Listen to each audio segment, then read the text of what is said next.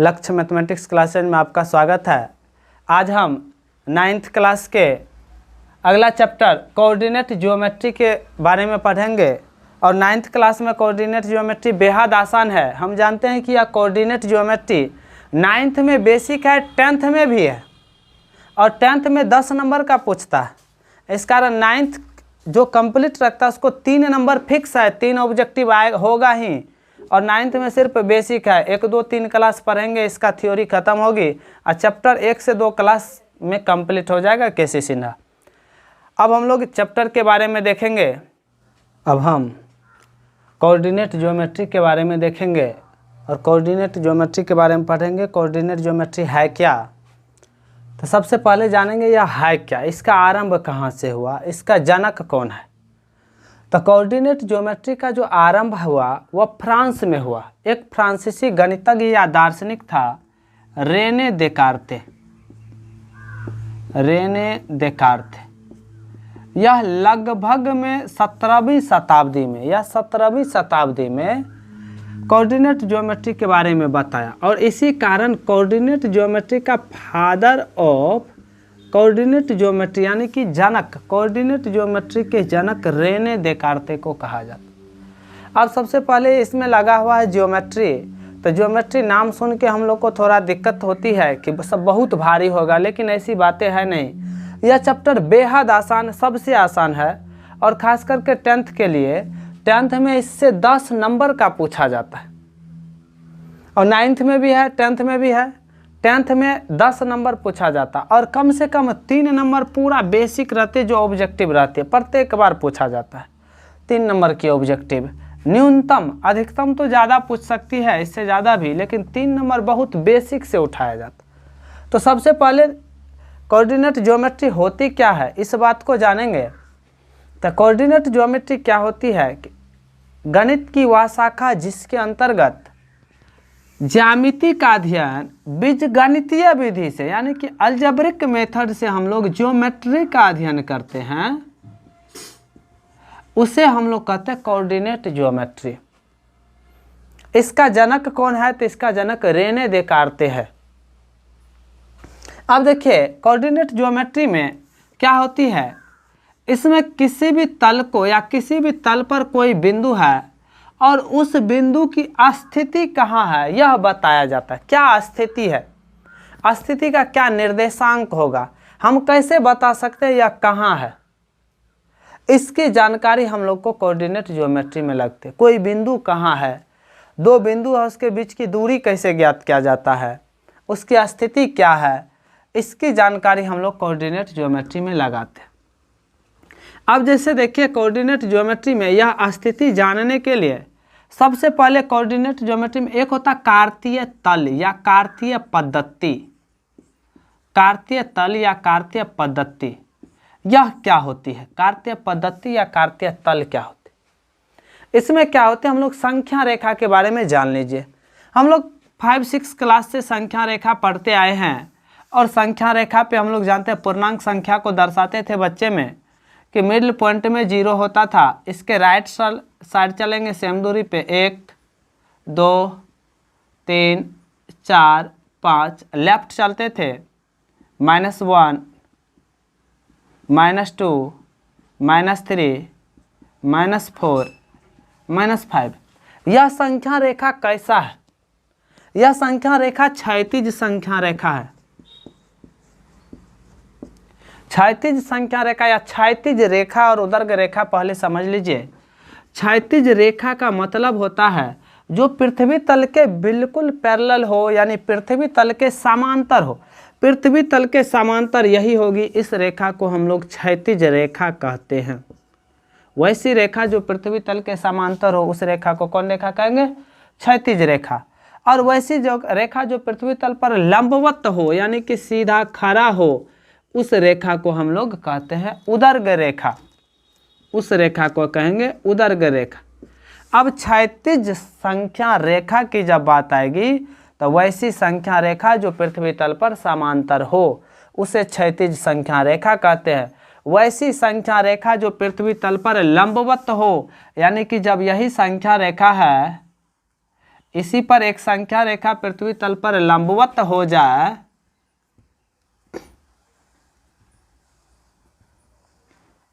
जैसे देखते हैं यह क्षैतिज संख्या रेखा हो गया और यह क्षैतिज उदर्ग रेखा हो गया, यानी कि उदर्ग। अब इसको जब संख्या रेखा हम लोग मान ले, बना ले, तो या तो मिडिल पॉइंट 0, ऊपर सेम दूरी पर जाएंगे तो ऊपर जाते हैं तो +3 4, नीचे आते हैं तो -1 -2 -3 -4। और क्षैतिज संख्या रेखा का नाम दिया जाता है x x डैश, इसका उदर्ग रेखा का नाम है y y डैश, और इसी x x डैश को हम लोग कह देते हैं x अक्ष, इसी को कह देते हैं x अक्ष। इसी उदर्ग रेखा का नाम कह देते हैं y अक्ष,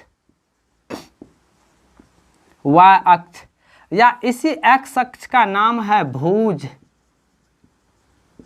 और इसी y अक्ष का नाम है कोटि। यानी कि यह जो इस कार्तीय पद्धति में एक समतल 4 भागों में बटा होता है, और चारों भाग किसके, एक क्षैतिज संख्या रेखा के द्वारा और एक उदर्ग संख्या रेखा के द्वारा बटा होता है। और क्षैतिज संख्या रेखा तथा उदर्ग संख्या रेखा जहाँ एक दूसरे को काटती है उसको हम लोग कहते हैं मूल बिंदु। क्षैतिज संख्या रेखा तथा उदर्ग संख्या रेखा जहाँ एक दूसरे को काटेगी उसको कहेंगे मूल बिंदु। मूल बिंदु किसे कहते हैं, तो x अक्ष और y अक्ष जहाँ एक दूसरे को काटती है उस बिंदु, या वैसा कार्तीय पद्धति जिसमें x अक्ष और y अक्ष जिस बिंदु पर काटती है उसे हम लोग कहते हैं मूल बिंदु। या क्षैतिज संख्या रेखा और उदर्ग संख्या रेखा जहाँ एक दूसरे को प्रतिच्छेद करती है उसी को कहते हैं मूल बिंदु। अब इस मूल बिंदु, चलिए x अक्ष इसका नाम y अक्ष इसका नाम मिटा देते हैं, नाम से भी स्पष्ट x x डैश तो x अक्ष, यह मूल बिंदु का निर्देशांक यहाँ x का भी मान 0 और y का मान भी 0। इस तल को 4 बराबर भागों में बांटे। अब थोड़ा अच्छे तरीके से फिगर बना लेते हैं तब हम लोग समझेंगे। जैसे एक तल है, उसको एक उदर्ग संख्या रेखा और एक क्षैतिज संख्या रेखा में बांटती, इसका नाम x x डैश, इसका नाम y y डैश, यह 0 जहाँ कटती है उसका मूल बिंदु। इधर से राइट चलेंगे पॉजिटिव होगा, मूल बिंदु से राइट चलेंगे पॉजिटिव होगा 2, समान दूरी पे बढ़ती है 4 5 6। लेफ्ट चलेंगे मूल बिंदु से नेगेटिव होगा -1 -2 -3 -4 -5। ऊपर चलेंगे मूल बिंदु से पॉजिटिव होगा +1 +2 +3 +4 +5। नीचे चलेंगे मूल बिंदु से नेगेटिव होगा -1 -2 -3 -4 -5 -6। अब देखिए मूल बिंदु से जब ऊपर चलते हैं पॉजिटिव, राइट चलते हैं पॉजिटिव, नीचे आते हैं नेगेटिव, लेफ्ट चलते हैं नेगेटिव। याद रखना यह है x अक्ष, इसका नाम है x अक्ष यानी x अक्ष डैश को, इसका नाम है y अक्ष, इसी को कोटि इसको भुज कहते हैं। यह जहाँ कटता है इसका नाम है मूल बिंदु ओरिजिन। अब इस तल में कोई निश्चित बिंदु होगा, उस बिंदु की स्थिति कैसे जानेंगे। यहाँ सपोज दैट एक बिंदु है, इस बिंदु का नाम A है, इसका स्थिति कहाँ है, तो यह इस तल में x अक्ष के सामने किसके सामने है, तो देख लेंगे x अक्ष में 2 के सामने और y अक्ष में 3 के सामने है। अब यह जो 2 वास्तविक संख्याएं द्वारा दर्शाएंगे उसी वास्तविक संख्या को नियामक या निर्देशांक कहते हैं। किसी तल में स्थित कोई बिंदु को हम लोग 2 वास्तविक संख्या द्वारा जो दर्शाते हैं उसी को उस बिंदु का नियामक या निर्देशांक कहते हैं। जैसे इसमें देखो x अक्ष में या +2 के सामने, तो पहले x अक्ष में किसके सामने वह लिखा जाता, उसके बाद y अक्ष में किसके सामने, तो -3 के सामने, वो यानी कि जो एक्स अक्ष में जिसके सामने है उसको कहते हैं एक्स नियामक, वाई अक्ष में जिसके सामने है उसको कहते हैं वाई नियामक। तब पहले एक्स नियामक लिखा जाता है तब वाई नियामक लिखा जाता है। अब जैसे देखिए कोई बिंदु यहाँ है एक्स अक्ष में किसके सामने, ध्यान दीजिएगा, एक्स अक्ष में इस बिंदु का नाम, एक्स अक्ष में इसका नाम बी लिख दिया, और वाई अक्ष में किसके सामने, वाई अक्ष में, एक्स अक्ष में देखो पहले -4 के सामने, वाई अक्ष में भी किसके सामने, -4 के सामने, बी बिंदु का नियामक या निर्देशांक -4 हो गया। कहीं कोई बिंदु है, सपोज दैट यहाँ एक बिंदु है, अब यह x, पहले y नहीं खोजेंगे, पहले x अक्ष में किसके सामने, -2 के सामने, y अक्ष में इसका नाम c लिख दिया, और इस बिंदु का निर्देशांक 1, -2 नहीं होगा, पहले x अक्ष में किसके सामने, तो x अक्ष में -2 के सामने, y अक्ष में किसके सामने, तो 1 के सामने, यानी -2, 1 लिखा जाता है। जब भी नियामक या निर्देशांक लिखा जाएगा तो पहले x नियामक या x निर्देशांक, तब y नियामक या y निर्देशांक लिखा जाता है। अब देखिए कहेगा निर्देशांक अक्ष क्या होती है, सिंपल बात है, निर्देशांक अक्ष क्या होती है। देखिए निर्देशांक अक्ष होता है कि x अक्ष और y अक्ष, यानी किसी समतल को जो अक्ष चार भागों में बांटती है, किसी समतल को जो अक्ष 4 बराबर भागों में बांटती है उसको कहते हैं नियामक अक्ष। यह 2 प्रकार का होता है, एक एक्स अक्ष दूसरा वाई अक्ष, या एक भुज दूसरा कोटि। एक्स अक्ष को एक्स एक्स डैश लिखते हैं, वाई अक्ष को वाई वाई डैश लिखते हैं। अब देखिए एक्स नियामक क्या होती है, जैसे कोई बिंदु है यहाँ ए में यह शुरू वाला है एक्स नियामक यानी भुज, अब बाद वाला है वाई नियामक यानी कोटि। एक्स नियामक को भुज और वाई नियामक को कोटि कहते हैं, एक्स नियामक को भुज और वाई नियामक को कोटि कहा जाता है। तो कहेगा क्या होती है एक्स नियामक, या 2, देखो इस बिंदु की दूरी 2 कहाँ से कहाँ तक, तो इस बिंदु की यहाँ से यहाँ तक दूरी 2 होगा, क्योंकि जो दूरी यहाँ से यहाँ तक होगी वही दूरी यहाँ से यहाँ तक होगी। देखिए 2 कहाँ पूरा, अब यह यहाँ से यहाँ तक, देखो यहाँ से यहाँ तक 3 है तो लास्ट में 3 लिखे। हम एक्स नियामक यह है, यानी कि भुज को कहते हैं एक्स नियामक, कोटि को कहते हैं वाई नियामक। तो एक्स नियामक का परिभाषा देखिए आसान से, वाई अक्ष से किसी बिंदु के दूरी को एक्स नियामक कहते हैं। ध्यान दो, एक्स नियामक की चर्चा करेंगे तो वाई अक्ष से किसी बिंदु को, वाई अक्ष यहाँ से यहाँ तक की दूरी 2, तब न शुरू में लिखे 2, यहाँ वाई अक्ष से इस बिंदु की दूरी क्या होगी, एक्स नियामक। लेकिन जब वाई नियामक की बात होगी तो एक्स अक्ष से उस बिंदु की दूरी वाई नियामक कहलाती है। एक्स नियामक क्या होती है, तो एक्स नियामक जब कहेगा तो वाई अक्ष से उस बिंदु की दूरी को एक्स नियामक और एक्स अक्ष से उस बिंदु की दूरी को वाई नियामक कहते हैं।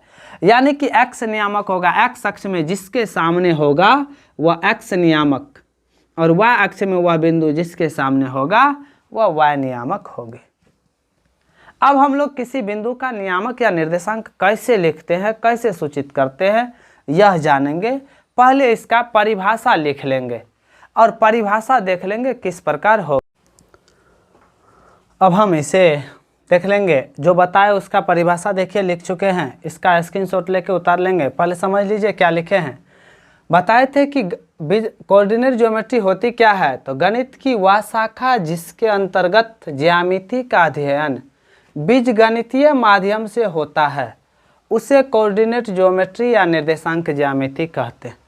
दूसरा बात बताए थे, ज्यामिति का आरंभ फ्रांस में हुआ था 17वीं शताब्दी में, यानी 1637, और 1637 का मतलब 17वीं शताब्दी में फ्रांसीसी गणितज्ञ तथा वह दार्शनिक भी था रेने देकार्ते ने किया, और इसी कारण फादर ऑफ कोऑर्डिनेट ज्योमेट्री किसको कहा जाता है, रेने देकार्ते को कहा जाता है।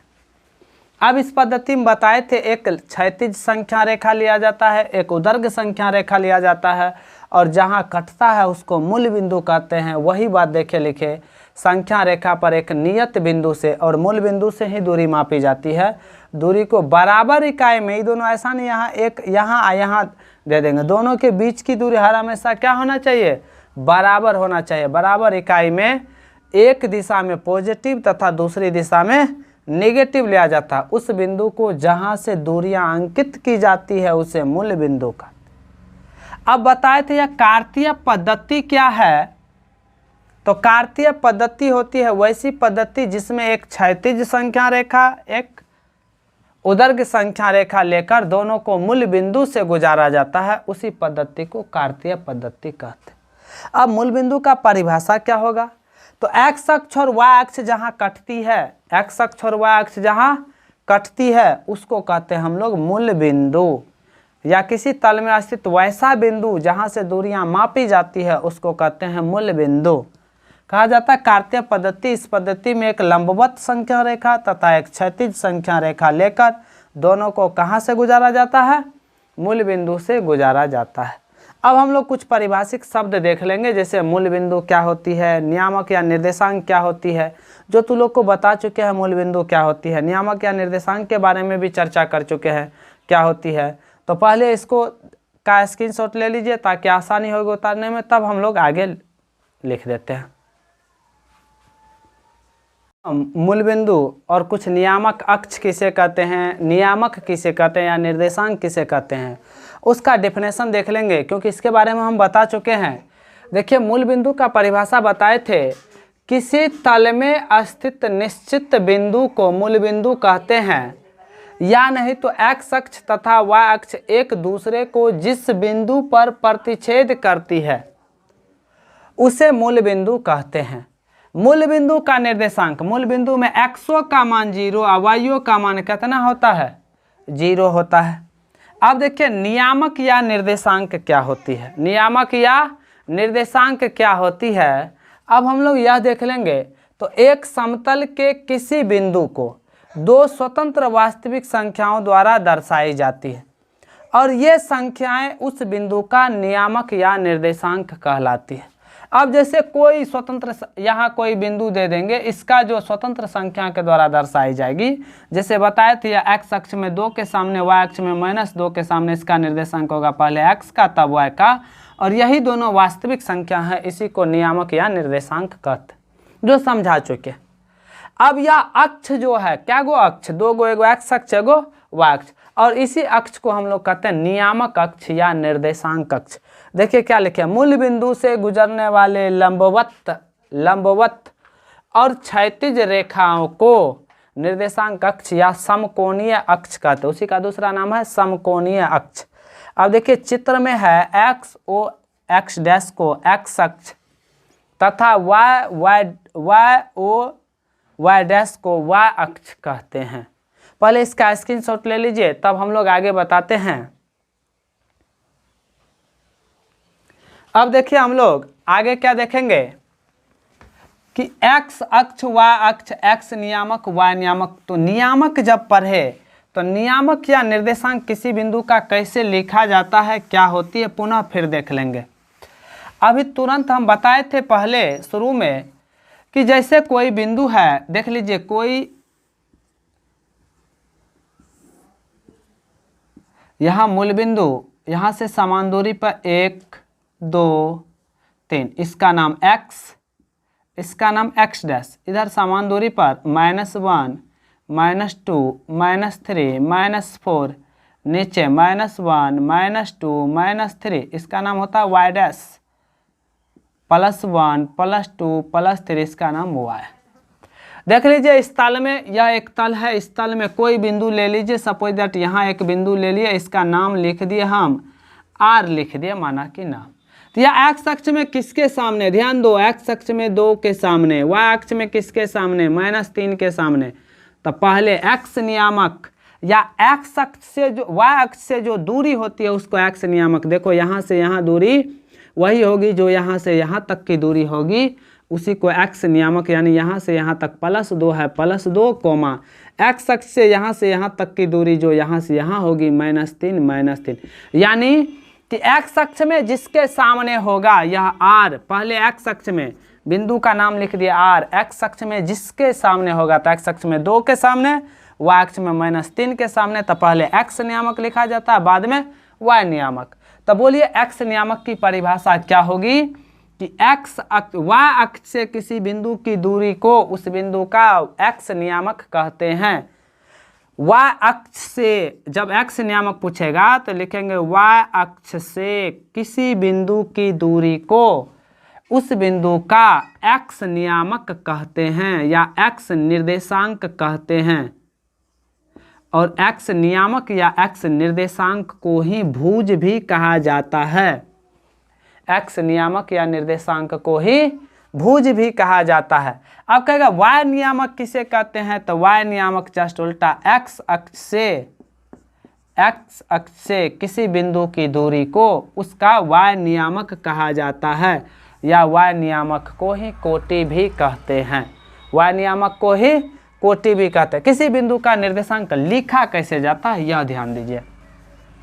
जैसे कोई बिंदु है, मान लिए P बिंदु है और P बिंदु का भुज जो है x है और कोटि y है।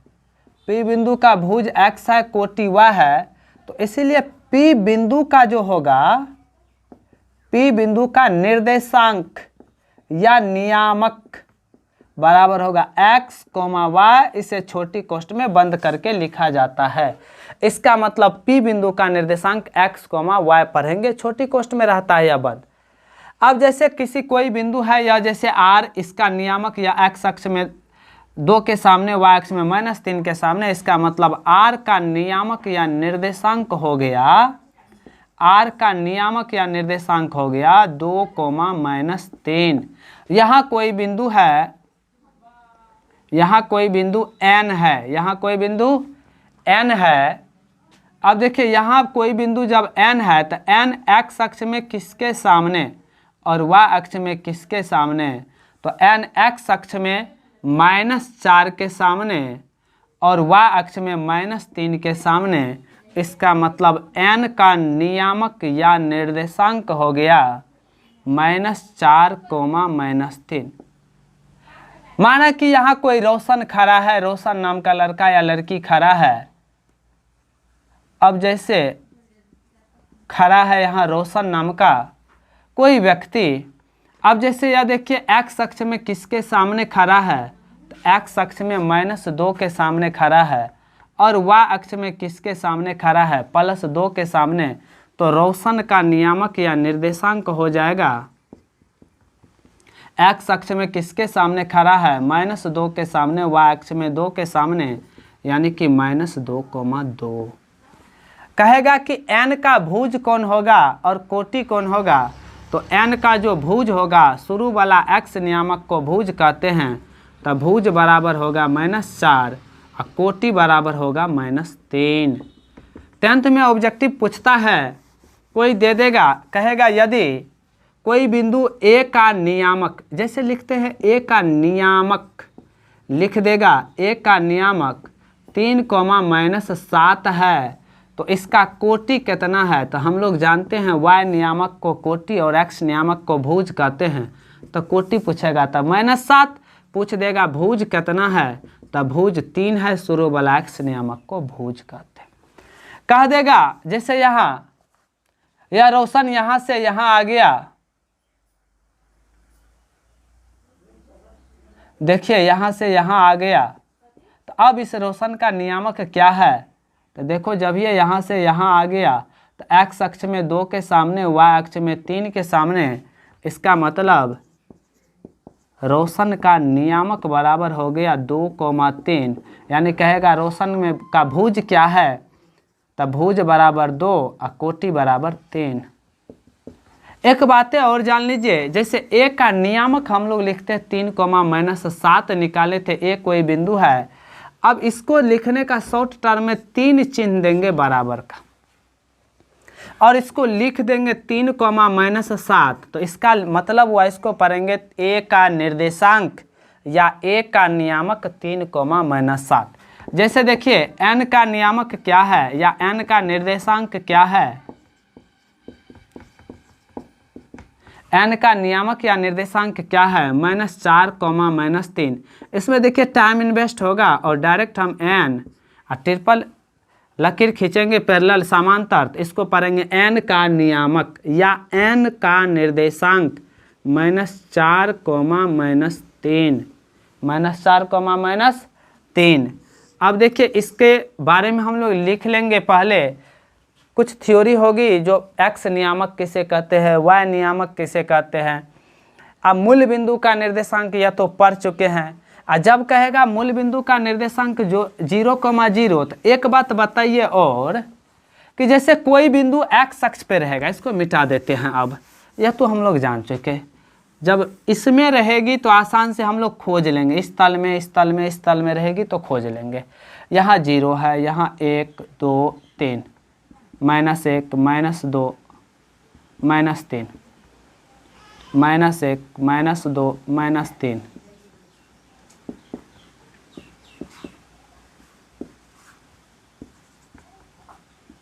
1, 2, 3।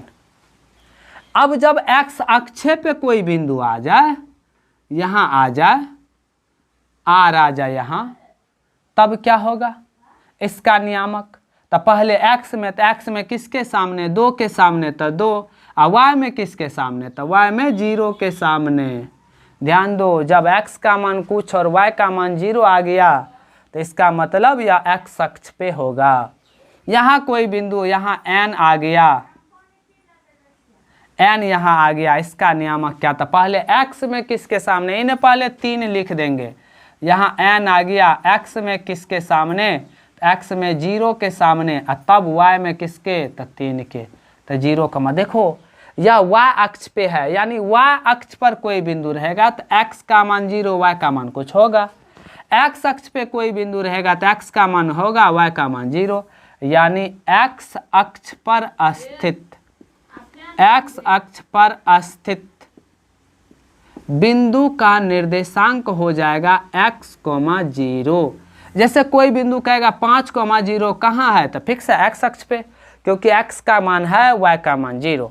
कहेगा 151, 0 कहाँ स्थित है, तो x अक्ष पे, क्योंकि x का मान है, y का मान 0। कहेगा 253, 0 या कहाँ है, x अक्ष पर है, -253, 0, x का मान है, y का मान 0। इसी तरह y अक्ष पर स्थित बिंदु का निर्देशांक क्या होगा, तो 0, y अक्ष पर जब रहेगा तो x का मान 0, y का मान कुछ होगा।